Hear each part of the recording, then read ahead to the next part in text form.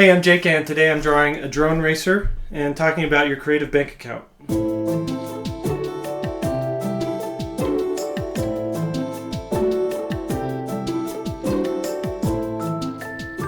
Alright guys, so today I got a lot to talk about. I want to talk about your creative bank account. But before I get into that, I just want to show you talk a little bit about what I'm drawing here. It's called a drone racer, and these are some robots. This is the fifth one I've drawn in the last week or so, and it's just it's been a fun exercise for me to take the inspiration of racing motorcycles and to turn them into robots. Right?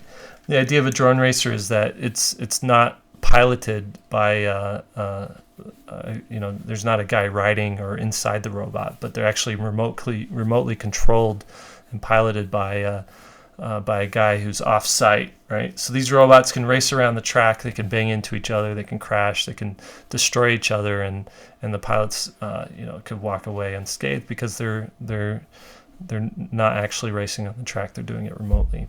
And you can see as I'm sketching here, I'm just starting off with very loose shapes, getting down this gesture, this pose that I want. And once that's figured out, once that's put down, then I can start adding in the specific details and the little machine bits and everything. So sit back, you can watch me draw this. I'm going to talk about your creative bank account and how it's something that it's a way that I look at creativity and how creativity can work for you and how you can get creativity to work for you.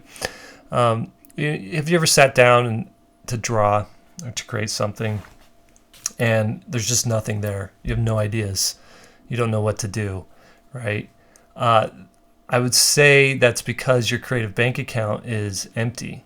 And a creative bank account works the same way an actual bank account works. If you want to withdraw something from your bank account, you have had to have made a deposit at some point. And the more deposits you make into your bank account, the more that you can withdraw when you need it.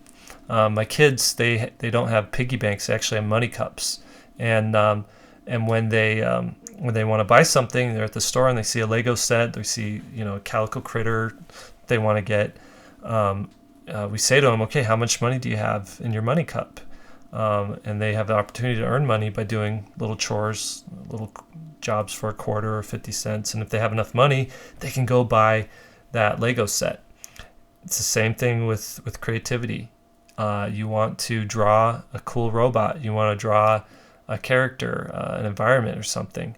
You have had to have filled your creative bank account in order to pull out the ideas that you need to create that thing. Well, how do you fill it? How do you make deposits into your bank account? That's what I want to get into now. So one of the big things you can do, one of the main things you can do, and as an artist or some kind of creative person, you have to surround yourself with things that inspire you. And what I do is I have image libraries, and I also have inspiration boards. An image library is any sort of, whether it's online or it's on your hard drive or it's an actual physical paper form. It's a library of inspirational, cool imagery that you found and you've archived. One of the greatest websites out there right now for this is Pinterest. I've been keeping a Pinterest board for a couple of years now. And it's just been a huge inspiration for me because I'm able to see, it just makes it really easy to see what other people have posted and what other people are finding inspiration from, and to pull that and put it into your own folders. I think it's important with your inspiration boards or your image libraries that you have a wide range, a breadth of different things that inspire you. If you're really into sci-fi, don't just look at sci-fi stuff. Look at fantasy. Look at architecture. Look at children's book illustration. Look at all different kinds of things, because all of that is going to feed into and build onto the things that you're really into, and the stuff that you create will not feel as derivative because you're pulling inspiration from from areas that maybe aren't exactly connected to the things that you like to do. For example, I myself love sci-fi. I'm drawing a robot, obviously. My inspiration for these robots aren't spaceships, aren't other robots. My inspiration for these robots are racing motorcycles. And so I'm going to motorcycles that were designed in the 50s and the 70s, from their paint jobs to the little machine bits and parts. And I'd like to think that I'm making something maybe a little bit unique by pulling from that inspiration. Pinterest is good. There's also websites like Deviantart, Tumblr, Flickr, and what these websites all have are this great function where you can favorite something that you see. And so I have my favorites in Tumblr, DeviantArt, and Flickr, where I go through and I find artists that I like and I follow them and I favorite all the work that they've done, and I can go through those archives and see all the cool things that I've liked. The other cool thing is to find those artists that you like and go see what they've favorited, go see what they've liked. And the point is that you're just trying to find and feed your brain imagery and cool ideas that you can eventually use someday in whatever project you're working on. Before I get into this next part, I just want to talk about this pen I'm using. It's a Copic multiliner, and this is Copic's technical pen. It's actually a really good pen. I like the tip. I like the line that it makes. And the reason I'm actually using a technical pen instead of my standard like brush pen that I normally use is I've been, after doing 4 issues of Rocket Raccoon with a brush pen, this is sort of my release. These drawings that I'm doing here. This is a time where I get to unwind a little bit, and I just wanted to mix it up. I wanted to shake up what pen I was using. So I'm using a technical pen, and technical pens usually have kind of a soulless, thin, expressionless line, right? And so it's all up to how, to get any sort of emotion or variety out of the line. It just comes to how you actually lay it down on the page. And so what I'm doing here is keeping my line work very loose, and I'm trying to let that expression come in with the way the lines are moving instead of the actual shape of the lines, right? I don't know if that makes sense, but it kind of makes sense to me right now. Okay, so what we're talking about, image libraries and inspiration boards. Oh yeah, so if you were to look into my office, I have 3 out of the 4 walls in here are covered in boards that I've pinned artwork on. And that's another way to feed your creativity, feed your brain, is to fill your walls and cover your walls with stuff that inspires you. And I have artwork that I've found online that I've printed out. I have pages I've ripped from comics. I have original artwork that I've traded from other artists. I have my own artwork. There's a couple of pieces where I'm like, yeah, draw like that again. And don't forget that you did that so that you can replicate it. And I think that's good. Put up stuff that you've done that you really like to remind you to do that again. Put up stuff from other people that they've done that you want to apply to what you're doing and infuse into your work. So keep those inspiration boards up. Surround yourself with that.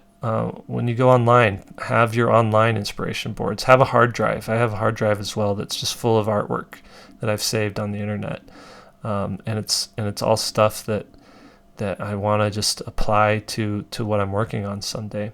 The other important part of that is to go back through and look at the stuff that you've saved out periodically. Take time out to just flip through it and scroll through it and see what it does for you. And so that right there, that is all. That's one way to feed your creativity. Another way is to actually go out into the world and to look at real things, real life things. And this is what I call consuming culture. Okay, how do you consume culture? One way is to go to an actual library. Okay, a lot of times when you're searching for inspiration online, it's going to be very specific. It's going to be usually something that sticks with what you're already interested in. The thing I like about going to a library is, I have my favorite section of books. It's the illustration section. I go back and I can look at all the cool illustrators, and maybe there's a comic section I like to visit too. But in order to get to there, I have to pass all the other sections that I wouldn't normally be interested in, right? And what that's done for me is it's exposed me to all different kinds of just parts of life that I wouldn't have paid attention to. So you might pass the architecture section, and there you see buildings that you didn't know existed, and that might inspire a comic that you're working on and think, oh, I should make these, this alien civilization, they should have buildings based off of 16th century Aztec culture, right? How would you know about that had you not been exposed to that? And how do you get exposed to that if you're not in places where those things will be brought to your attention? So that's why I say go to a library, because you're gonna find books on animals, you're gonna find books on photography, you're gonna find books on just all different kinds of little things, machinery, how to build things, how certain machines work, and it's gonna foster creativity in areas that you wouldn't normally think of were you just going online. Another way to consume culture is to there's a big thing called film, right? We all watch movies, we like movies, but I would say take your film watching to the next level, and that would be if you really like a certain genre, don't watch movies of that genre. Expose yourself to different genres, right? So if you're big into rom-coms, romantic comedies, right, raise your hand if you're into that. Yeah, I knew you were. If you like that stuff, maybe try watching a sci-fi film. If you're really into sci-fi, maybe try watching westerns. The reason you want to do that is you want to expose yourself to different ideas, different characters, different situations that you can then apply to the genres that you like to create in. Okay, so I love creating sci-fi stories. Skull Chaser is a spaceman with a skull head. My Robot Racers are from the future, but I pull inspiration for those stories from westerns. I pull inspiration for the stories from like those BBC dramas, right? Which normally, I wouldn't be into, but there's so many really cool characters in those different kinds of movies that you can pull out and say, oh, I want my character to be kind of like a mix between this guy and that guy. Or I want this world that I'm creating to be a mix between this society that I've been exposed to in this film and this kind of thing that I saw in this film. The key is to just have a breadth to what you're feeding and what you're putting into your bank account. All right, so film. Switch up the genres. There's a list of 100 classic films. I would suggest working through that list and watching all those films. Another thing you do is watch TV. This thing I would say be careful with TV, because TV has a tendency to suck you in and to not let go of you, and there's a whole lot of crap on TV too that I don't know is too applicable. So my approach to TV is I get in, I get what I need out of it, I get what I need from it, and then I get out as fast as I can, so I'm not like wasting an evening watching Biggest Loser. So be careful with TV, but there's some cool inspiration. I mean, this is the golden age of TV right now. There's a lot of cool stuff on TV right now. So you should probably expose yourself to that, just so you know what's going on and what you can do to apply to what you're doing. Okay, books. You should actually read books, right? I talked about going to the library and getting books for inspiration, but you should be reading books. You should have a book that you're always you should always have a book that you're kind of working your way through. And again, the same with film is I would expose yourself to different kinds of books, history books, classics, contemporary stuff, works of fiction, works of nonfiction. But fill your head with what's being written out there. There's a lot of cool stuff, that you can apply to what you're doing in the book world. Okay, books. What else? Museums. Go out to an actual museum. If you live close to a big city, you're going to have a museum. If you haven't been to it, this Saturday, go to that museum and just check it out. I used to live in Dallas, and Dallas has a really cool museum there in downtown. I actually got a year pass to it. I could go whenever I wanted. And so every day at lunch, I would just go down there, take a break at work, and just go down and check out the museum. And I would draw some of the exhibits. There's a lot of artwork throughout history and different cultures, and I would just draw those and put them in my sketchbook and take notes on them. And it was really fun. It was really, really inspiring. A lot of ideas I got from just visiting the museum. I guess in line with museums, I like to visit antique shops. Antique shops are like a history book that's just open before you, where you can actually like touch and look at things. And there's a really cool antique shop not too far from my house that I was at a couple of weeks ago, and it was just filled to the brim with like the coolest little trinkets and artifacts from 100 years ago. There was like this crazy trumpet thing that just had nice design to it, and this cool like medical human body not a diagram, but like a mannequin thing that you could pull apart, and the way that was designed, just cool stuff. So get outside, go to a museum, go to an antique shop. If you want to fill your creative bank account as far as like characters and what you can do with characters, go do community service. Serve in a soup kitchen, or mow your neighbor's that old lady down the street that never comes outside. Mow her lawn.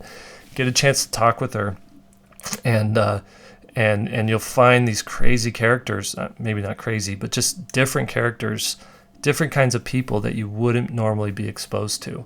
What else? Video games. It's another good thing to fill your creative bank account, but again, that's one of those that you have to be careful. You need to get out of it what you need from it, and then leave, because you can waste a lot of time with that. So yeah. All right. What's another thing to fill your creative bank account? I'm going to talk about copying, right? So we actually learn by copying, and I want you to look at copying not as plagiarism, but as reverse engineering. Okay, it's a way of looking at what this other artist has created and figuring out how they created that and how you can create it yourself. So there's a lot of people say you shouldn't copy. A lot of people say you should copy. I'm one of those people. I think if you want to learn from someone, if you want to learn how to do a thing, straight up do a copy. Fill a sketchbook with copies. I've talked about that before in the sketchbook video, but use it to learn, to grow from. Find your heroes that you really like, copy from them. There's actually a quote here.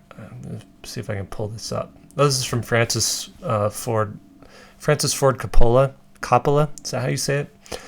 We want you to take from us. We want you at first to steal from us, because you can't steal. You will take what we give you and you will put it in your own voice, and that's how you will find your voice, and that's how you begin. And then one day, someone will steal from you. I like that. I like the sound of that. You're going to take from someone, you're going to steal from them, but really what you're doing, anytime you create something based off of something else, is you're putting yourself into it as well, and it's making something new. So that's one way to look at it. And I like that eventually, when you get good, someone's going to steal from you as well and make something based off of the stuff you're doing. It's like the circle. It's like a circle of life for artists, right? The thing is, you don't want to steal a person's style. You want to steal the thinking behind their style. Okay, that's the way that you really make something your own while learning from someone. All right, copying. Talked about getting out into the world, museums, going to the library. The last thing I want to talk about is keeping a sketchbook and an idea book. And the reason you want to do that is these things are portable. You could take them everywhere. It's place to jot your ideas down, to put things down, because filling your creative bank account is about, it's just about ideas. And so you might see something, you're out in the world, you're at the library, or you're at the museum, you have to record it somehow, not just in your brain, but there's in a way, writing or drawing something, putting it down on paper is a way of really absorbing that thing. I like to think of sketchbooks as a backup for your brain, or an idea book as a backup for your brain. Once it's there, your brain can move on and mull over other things, and you can pull from that later. And really, at the core of it, they're a sandbox for your imagination. It's a place for you to play around, not to worry about what's going to happen with this down the line, but just to play and to figure things out. And I've said this before with other sketches and drawings that you do, date them so that you know when you did stuff, and you can kind of get an idea of how you've progressed and what you were thinking at a certain time of your life. All right, I think we're done here. I'm wrapping up this drawing. I hope you liked it. I actually have a longer section that I recorded where I'm actually applying the marker to it. So if you want that, let me know. I'll post it up. But I kind of wanted to get this drawing done. Didn't want to make a video that was too long. So yeah, creative bank accounts, fill them up. Do what you can to fill them. You're going to be a better artist, a better creator for it. And if you have ideas yourself on that I didn't mention, on ways that you fill your creative bank account, I'd love to hear it. Post them in the comments, and let me know. Let me know what you do to fill your creative bank account. All right, I think that's it. I'll talk to you guys later. Bye. All right, that's it for today. Thanks everyone for coming over and watching the videos. Coming over. Come on over to my studio. Watch some videos. I appreciate everyone who subscribed, and for everyone who's been sharing the videos online. That's been really awesome. If you have any questions, anything you sort of want me to tackle in future videos, stuff you want me to draw, stuff you want me to talk about, just let me know in the comments below. Did you like that field trip I posted last week? Was that cool? I could do more stuff like that too. Anyways, let me know. It's good talking to you guys. We'll see you next week. Bye.